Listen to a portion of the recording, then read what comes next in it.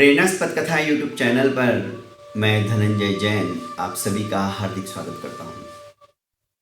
दोस्तों, बहुत समय पहले की बात है। एक व्यक्ति सत्य की खोज में, ईश्वर की प्राप्ति की खोज में, आत्मा से परमात्मा बनने की उस ज्योति की खोज में अपने घर को, अपने संसार को, अपने परिवार को छोड़कर निकल पड़ता है। ज्ञान पिपासु था।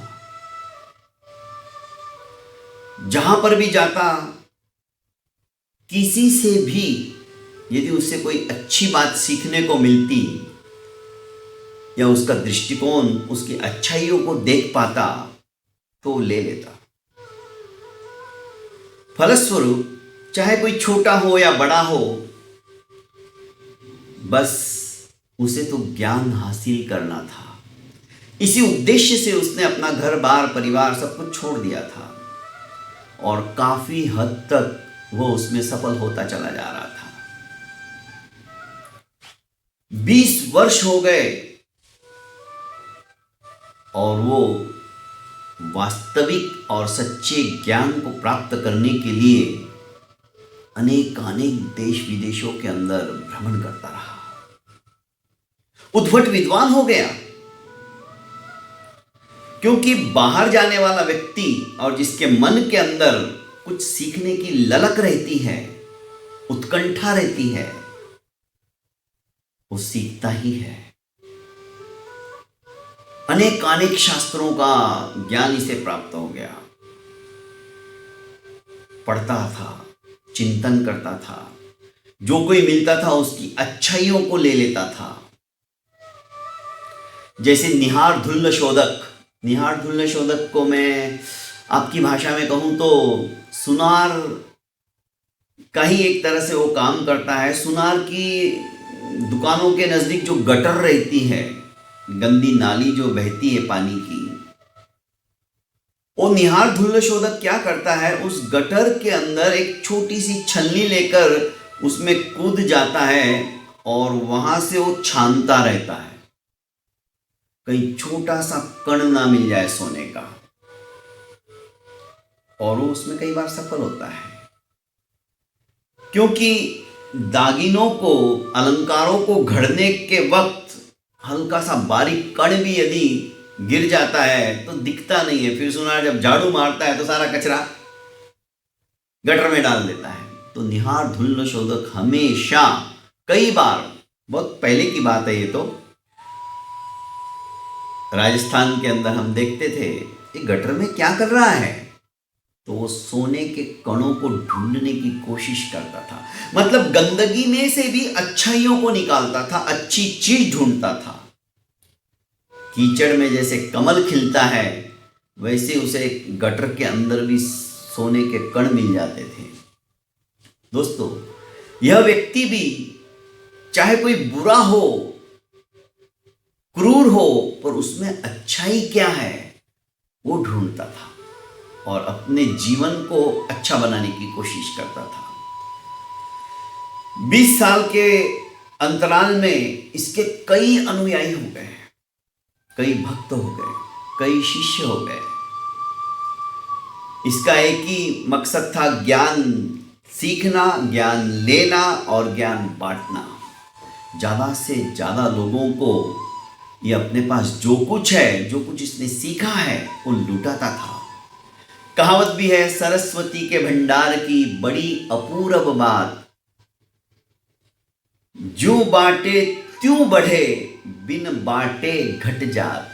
सरस्वती के भंडार की ये अद्भुत बात है। जितना जितना हमारे पास जो कुछ हमने सीखा है वो बांटते रहेंगे ना, यह ज्ञान बढ़ता चला जाएगा। और यदि हमने नहीं बांटा तो धीरे धीरे बुद्धि भी हमारी कुंठित हो जाती है। हम सोचने लग जाते हैं, अरे वो कहाँ था, क्या थी वो बात, याद नहीं आ रहा है। विस्मृतता आती चली जाती है। इसलिए ज्ञान को बांटो। जो कुछ आपके पास अपना एक्सपीरियंस है, अच्छी बातें हैं, वो लुटाते रहो, बताते रहो। उस एक बात से भी किसी ना किसी का यदि भला हो गया, उसके जीवन के रास्ते में आने वाले विघ्न और बाधा यदि आपकी उस बात से हट जाती है, उसे कुछ मोटिवेट करके आप कुछ करने के लिए उद्यत करते हो, इससे बढ़कर और क्या पुण्य होगा। तो दोस्तों, यह व्यक्ति भी अपने सीखे हुए ज्ञान को बांटता चला जाता था। एक दिन एक शिष्य ने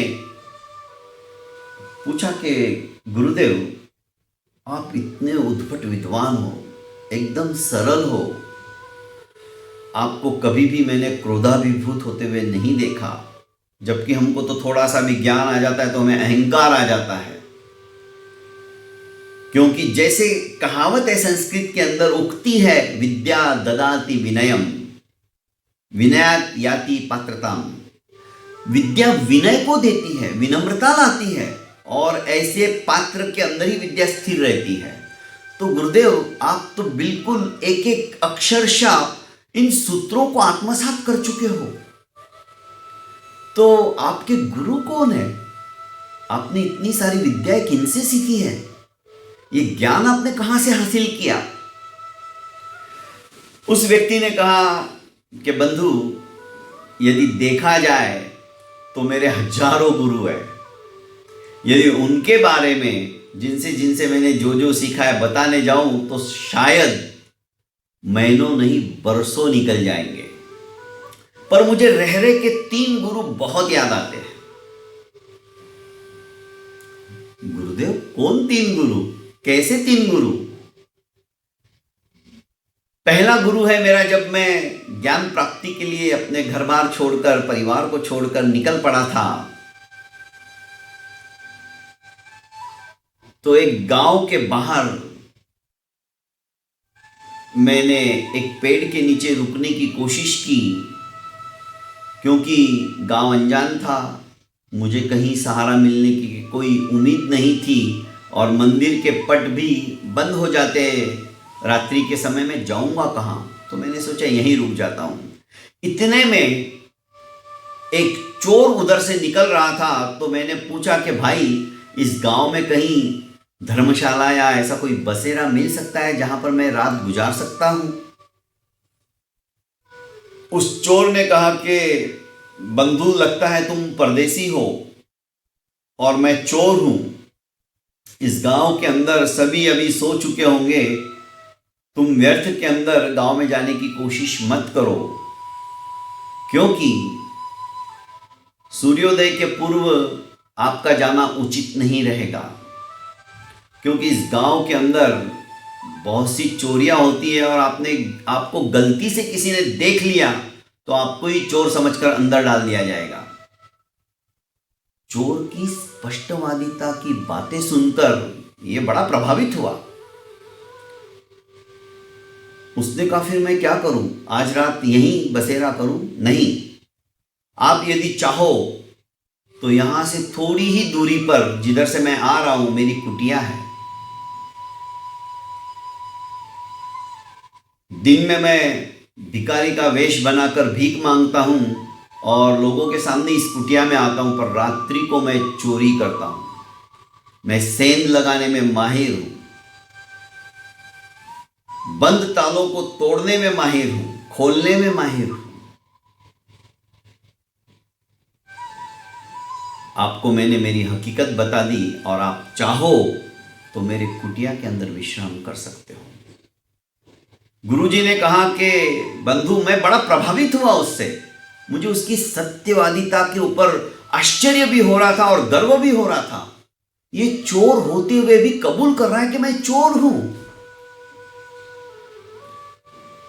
मैं उसके साथ साथ उसकी कुटिया में चला गया। उसने कहा, आप आराम से विश्राम कीजिए, मैं चोरी करके आता हूं। और फिर मुझे छोड़कर वो निकल पड़ा। उसकी बातों को सुनकर, उसका व्यक्तित्व देखकर, जबकि मैं जानता था ये चोर है, फिर भी मैं उसके वहां पर 1 महीने तक रुका। और प्रतिदिन मैं अपना नित्य नियम भजन स्मरण करता, घूम के आता, वापस वही कुटिया में बैठ जाता, अपनी साधना करता, ध्यान करता, जप करता, तप करता। पर जिस रात को ये चोरी करने जाता तो उसे मैं पूछता, क्या कुछ मिला वापस आने के पश्चात? तो ये कहता कि नहीं, आज कुछ भी नहीं मिला। पर उस व्यक्ति ने कभी हिम्मत नहीं हारी, चोरी करना नहीं छोड़ा, परेशान नहीं हुआ, क्योंकि चोरी करना उसका अपना पेशा था। ठीक है, मजबूरी के कारण से वो चोर बन गया था, पर जब जब मैं उसे पूछता तो बिना हताश हुए, बिना निराश हुए, बिना उदास हुए यही कहता कि शायद आज मेरे नसीब में नहीं थी चोरी, कुछ नहीं हुआ, मेरी आहट सुनकर जग गया था इसलिए मैं वहां से निकल पड़ा। दूसरी जगह गया, दूसरी जगह भी कुछ नहीं बैठा, मामला आज नसीब का नहीं था, यह सोचकर मैं वापस आ गया। पर कम से कम ऊपर वाला भूखा तो नहीं रख रहा है ना, सवेरे भीख में कुछ ना कुछ तो मिलने ही वाला है। उसकी ये बातें मुझे बहुत अच्छी लगी। चोर होते हुए भी एक घृणित कार्य कर रहा है, फिर भी हताश और निराश नहीं होता है।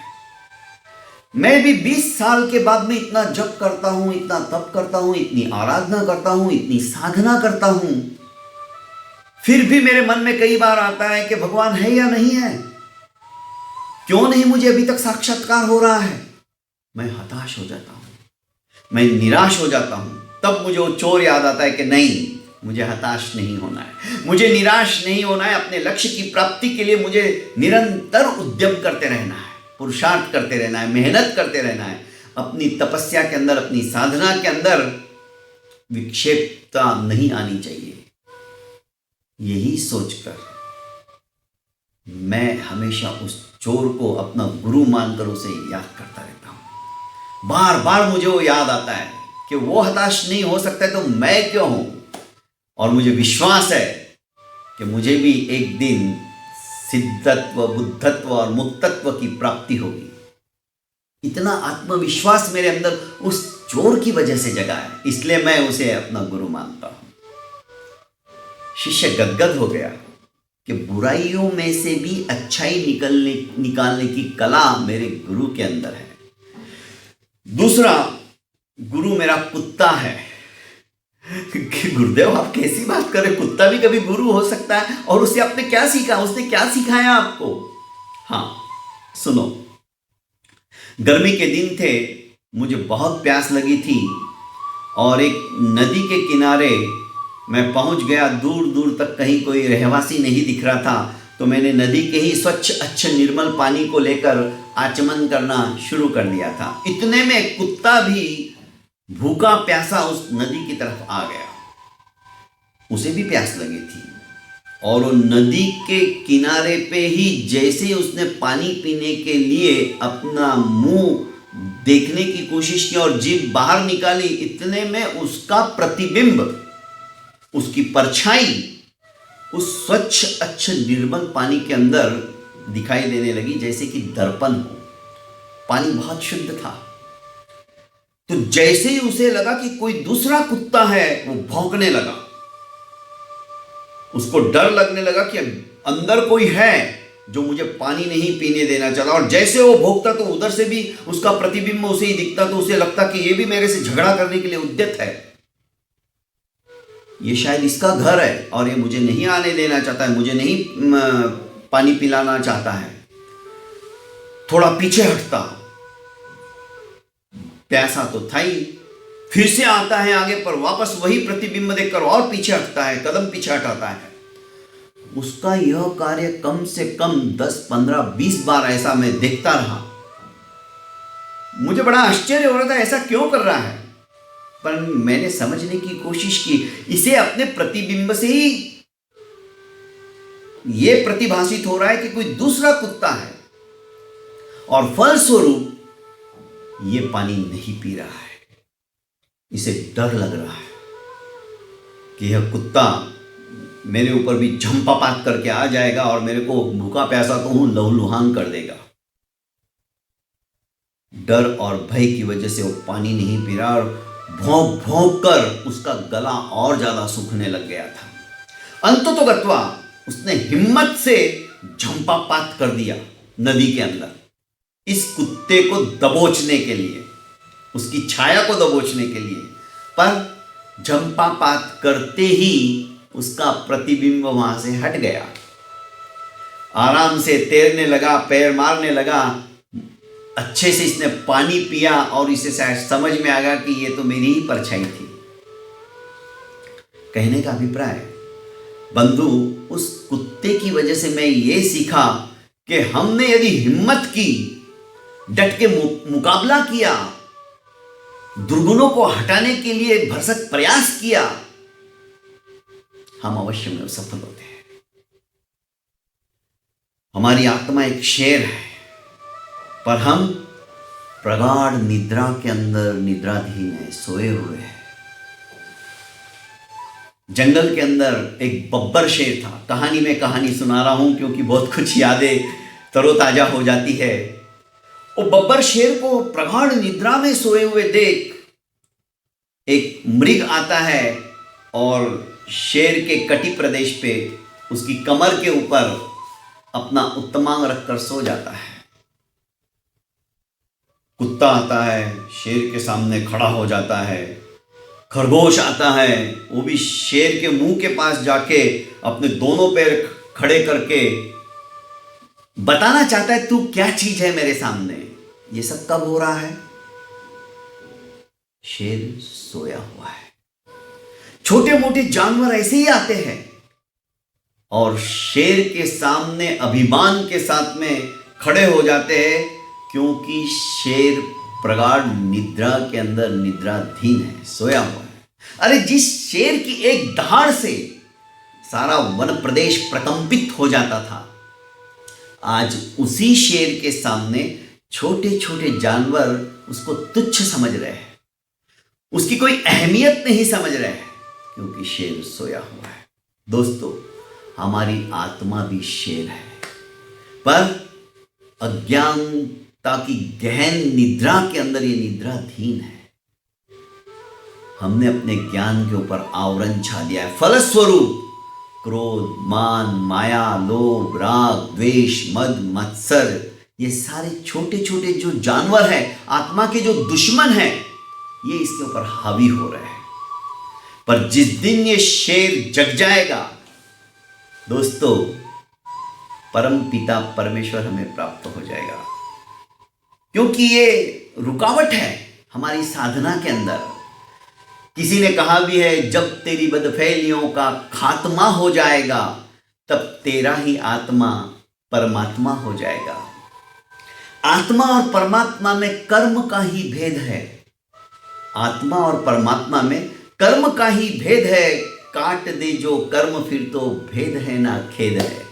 दोस्तों, जब ज्ञान हो जाता है, ज्ञान को आत्मसात करते चले जाओ। सिर्फ हम इस कान से सुनते, इस कान से निकाल देते हैं, नहीं, हमें जीवन में उतारना है।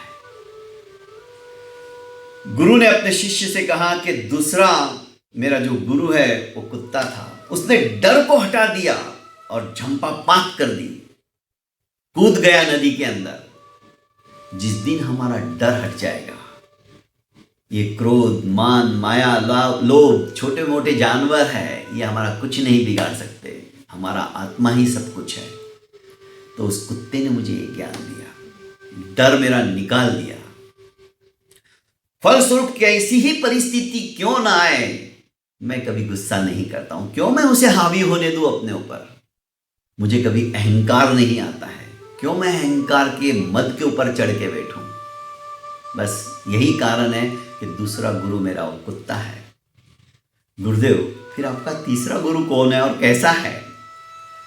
बंधु, मेरा तीसरा गुरु एक छोटा सा बच्चा है।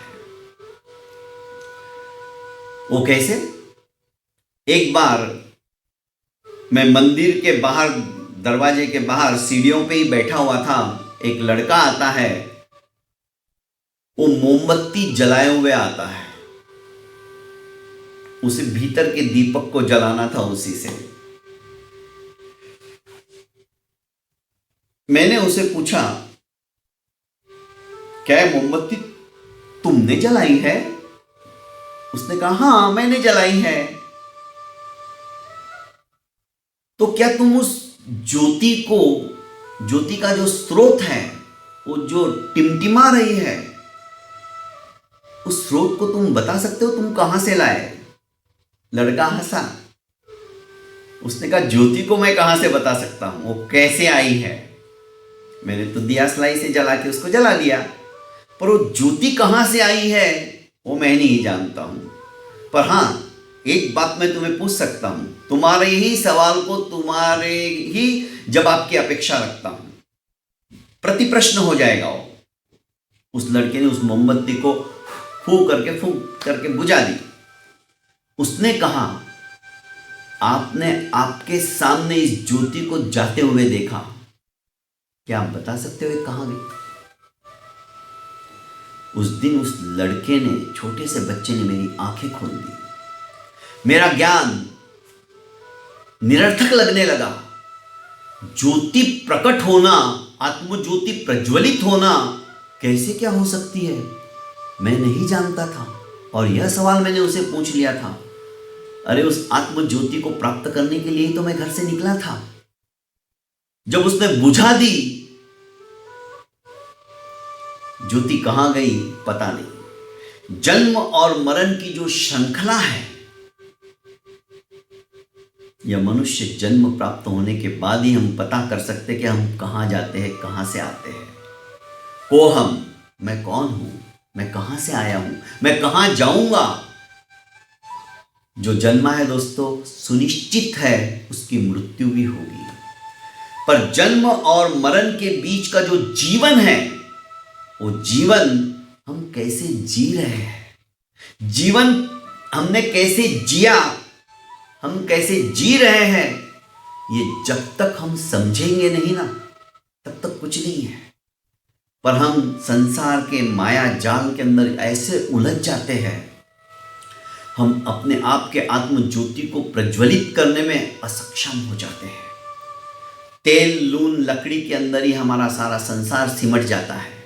दोस्तों, मनुष्य जन्म प्राप्त हुआ है तो जीवन के अंदर आत्म ज्योति को जगाने के लिए कुछ ना कुछ समय हम निकालें।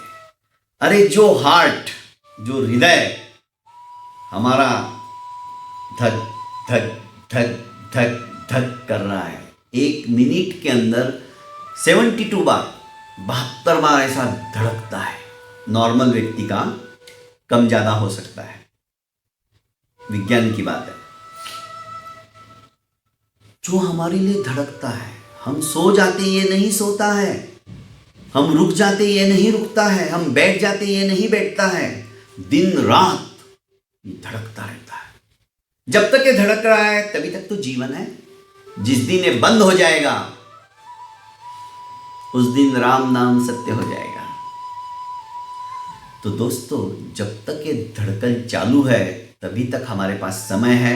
हमें कुछ ना कुछ आत्म ज्योति को प्रज्वलित करने के लिए आत्म साधना करनी पड़ेगी।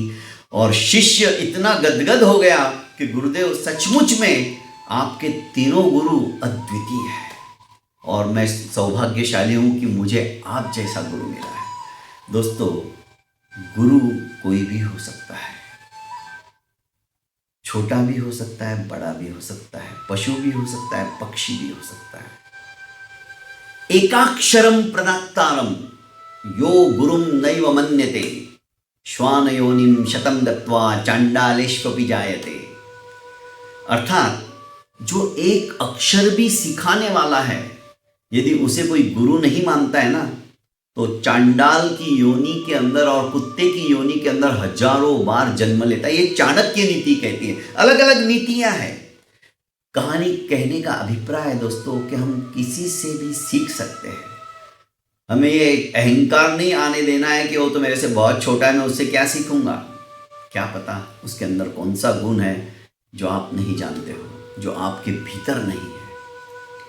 इस तरह से हम अपने जीवन को अच्छा बनाना चाहते हैं तो अलग अलग लोगों से कुछ ना कुछ अच्छाइयाँ लेकर हम चलेंगे।